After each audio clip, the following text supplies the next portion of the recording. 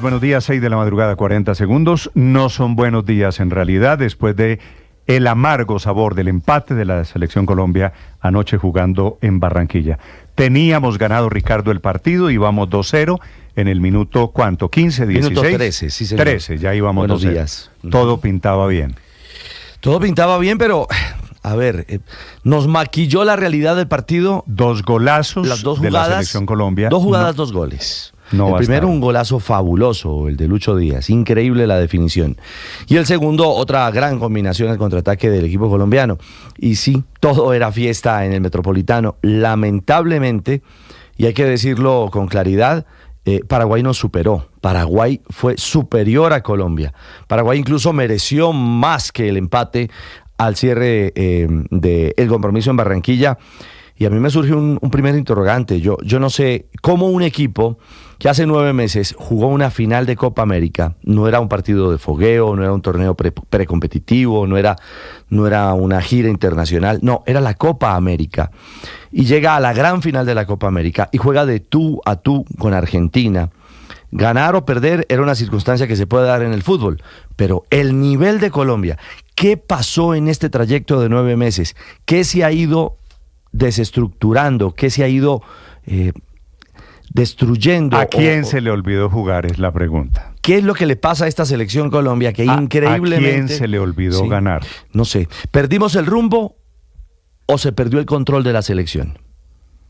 No lo sé. Es decir, aquí hay interrogantes que deben ser resueltos.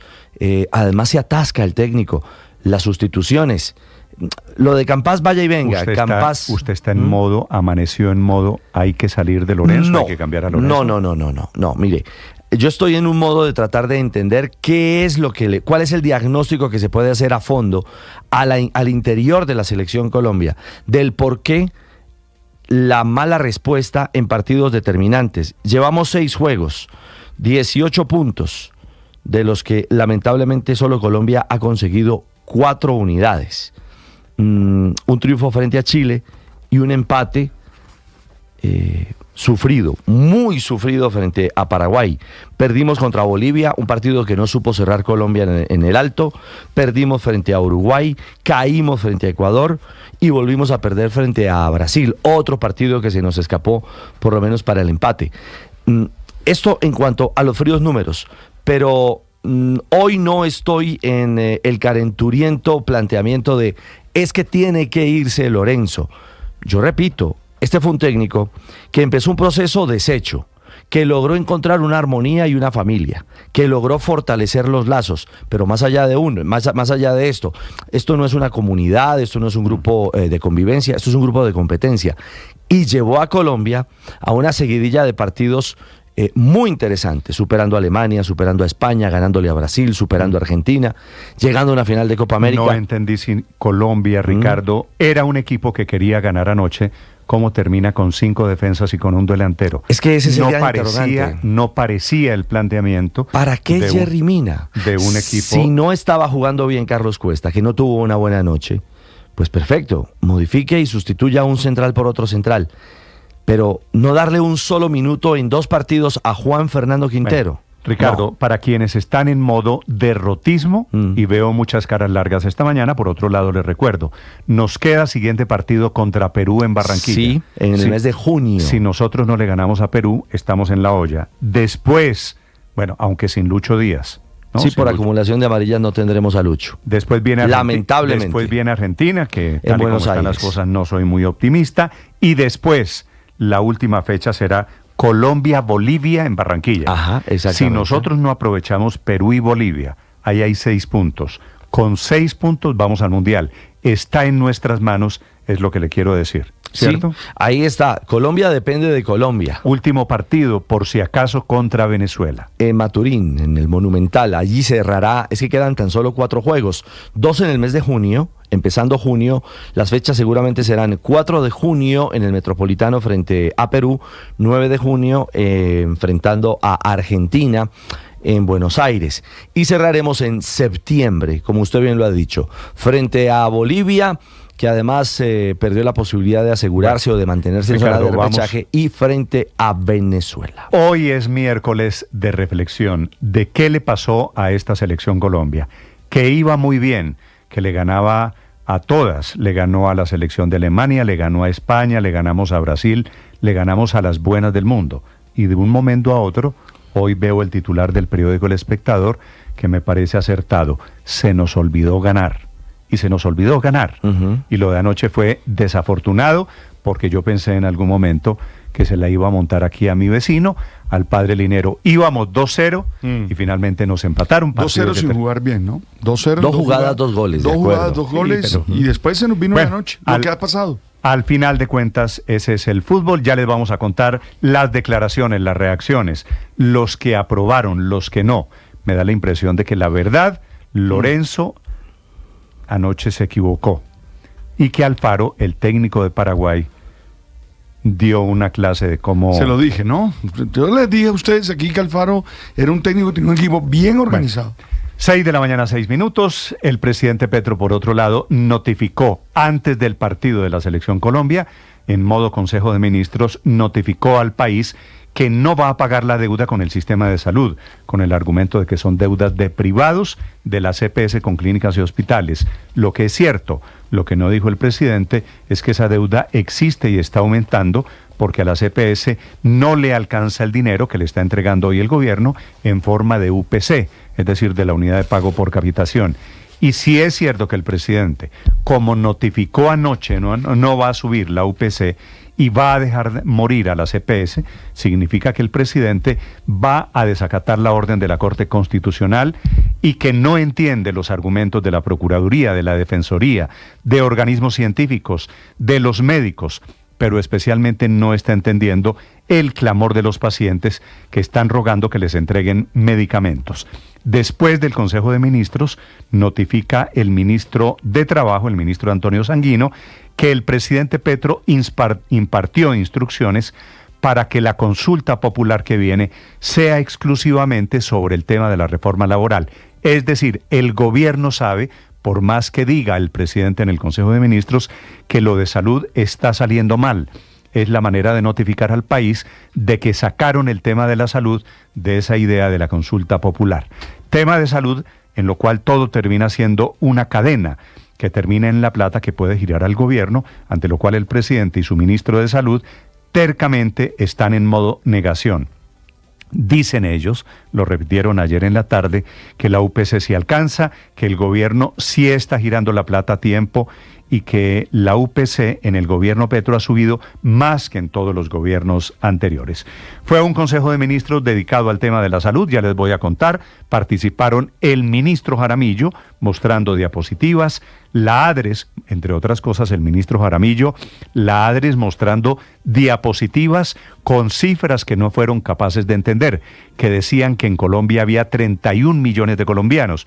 Una buena aclaración que está haciendo esta mañana el periódico El Colombiano, que dice, no, esa cifra no es que en Colombia hay 31 millones de habitantes, es que hay 31 millones de personas que están afiliadas a las EPS intervenidas.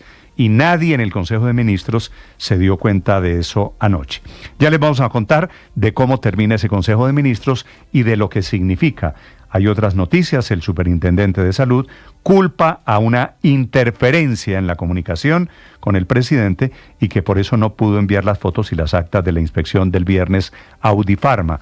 Se refería a las imágenes del medicamento que era contra el hipotiroidismo y no contra la diabetes, que fue el motivo de la equivocación del presidente Gustavo Petro. Y el presidente Petro termina anoche haciendo referencia a una licitación que se ganó uno de los hermanos Char desde Barranquilla, hermano que ya murió. De Fuad Char se llamaba Farid Char, murió en el año 2017. La persona que quedó al frente se llama Farid Char, hijo, y es sobrino de Fuad Char y primo de Alejandro, el actual alcalde de Barranquilla. Sobre ellos se pregunta el presidente Petro por qué el gobierno Duque le entregó contratos a políticos y politiqueros. La razón es porque tienen derecho y porque se ganaron una licitación que no fue objetada por nadie en su momento. Esa licitación es de una firma que se llama Éticos y Serranos, que efectivamente distribuye medicinas para sectores públicos y de policía de las Fuerzas Armadas en Colombia. Tenemos muchas historias para acompañarlos en este amanecer. Les contaré también, hoy es el Día de la Prevención del Cáncer, enfermos que están madrugando en este amanecer a hacer filas porque el gobierno está retrasado en el pago con la EPS. Las 6 de la mañana, 10 minutos. Es un gusto saludarlos. Los vamos a acompañar con noticias, con salud, con Selección Colombia y con el escándalo en Estados Unidos que se está creciendo a propósito de la filtración, aparentemente de secretos militares, en un chat al que por equivocación invitaron a un periodista del Atlantic, una revista que no es de los afectos del presidente Trump. 6:11 minutos, aquí está lo más importante, en el resumen, en Voces y Sonidos, en Mañanas Blue. Pero nosotros no pagamos las deudas de los privados. Los privados tienen que pagar sus deudas a las clínicas y hospitales, y si no se liquidan, que es lo que la norma dice, se venden sus patrimonios y se entregan a sus deudores. De esta manera, el presidente de la República, Gustavo Petro, notificó al país que no pagará las deudas de las EPS privadas en un discurso lleno de ataques contra las EPS, las gestoras farmacéuticas, el Congreso de los Empresarios y los medios de comunicación. Entonces nos han metido la puñalada trapera. En vez de aceptar el acuerdo que en mi mesa de gobierno aceptaron, entonces se han dedicado a ver cómo se construye una campaña mediática para tumbar el proyecto de ley que les permite dar ese paso. El presidente Petro no presentará otra reforma a la salud si el Congreso la rechaza. En su lugar, implementará cambios mediante decretos. Sin embargo, el presidente solo puede hacer ajustes administrativos vía decreto, pero no puede transformar el sistema de salud ni cambiar su estructura básica sin aprobación del Congreso. Yo no voy a presentar otro proyecto, que nos mamen gallo 2 años más. Eso no lo voy a hacer. Húndenle el proyecto de reforma a la salud y vemos en decretos hasta dónde se puede salvar lo salvable, lo demás se liquida, de acuerdo a la ley. Pero además insistió en que sí están acaparando los medicamentos, los gestores farmacéuticos, arriesgando la vida de los pacientes. Pues no es una pelea contra Petro, es una pelea contra un proyecto de ley que vuelve a recuperar el derecho a la salud. A ellos se les disminuye las ganancias, pero son ganancias de robo que hay que disminuir. El presidente añadió nuevos elementos a sus propias teorías conspirativas. Según él, hay sabotaje contra su gobierno. Esta vez aseguró que los interventores de las EPS intervenidas seguían respondiendo a sus antiguos dueños y actuaban contra su gobierno. Como las EPS tienen aún hoy el poder, las intervenidas habían nombrado unos interventores que le hacían caso a los viejos dueños. Y no hubo cambio. Eso es lo que hacen siempre. Entonces cambia el ordeñador de la EPS, no cambia la lógica de la EPS. Entonces están haciendo esa diablura con este gobierno. ¿Quiénes pusieron esos interventores?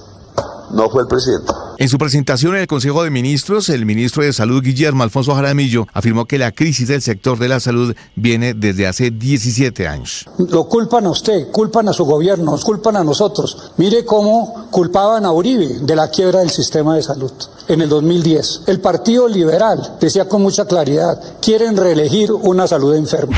La Procuraduría le llamó la atención al Ministerio de Salud por su resistencia a cumplir las órdenes de la Corte Constitucional sobre el reajuste de la UPC. Según el informe, esta actitud afecta la sostenibilidad del sistema de salud y la prestación de servicios esenciales. Además, advierte que el ministro podría incurrir en desacato por omitir respuestas a solicitudes de información, enviar datos incompletos y no respetar los plazos establecidos por la Corte.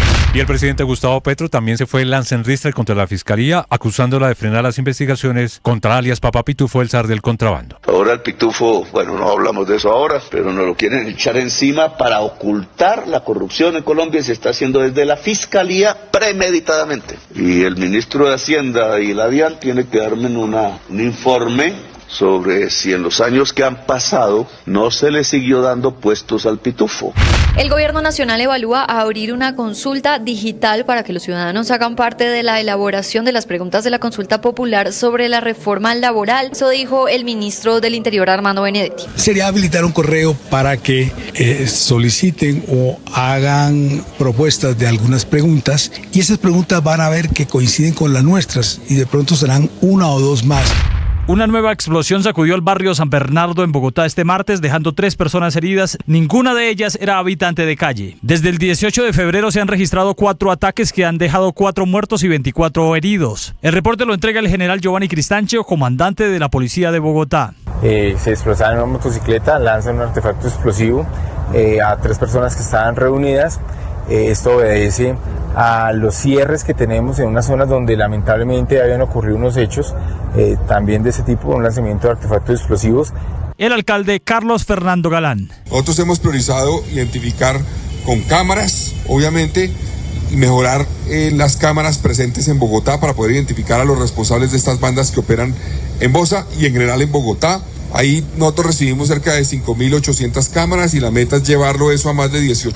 El presidente Gustavo Petro confirmó que luego de una operación militar se bombardearon algunas zonas en las veredas Arenales y Montefrío de Segovia, lugares en donde murieron 9 integrantes del Clan del Golfo y una persona más fue capturada. Entre los muertos está el cabecilla del Clan del Golfo en el nordeste de Antioquia, Manuel Alexander Ariza Rosario, alias Hitler, y Jairo Julio de Hoyos, alias Nein. El gobernador de Antioquia, André Julián Rendón. Queda muy claro que cuando existe determinación para combatir el crimen y el delito, cuando se le desata las manos a la fuerza pública, cuando se le permite utilizar el lleno de sus capacidades operativas, se tienen resultados. Por más bombardeos y operaciones como esa, presidente.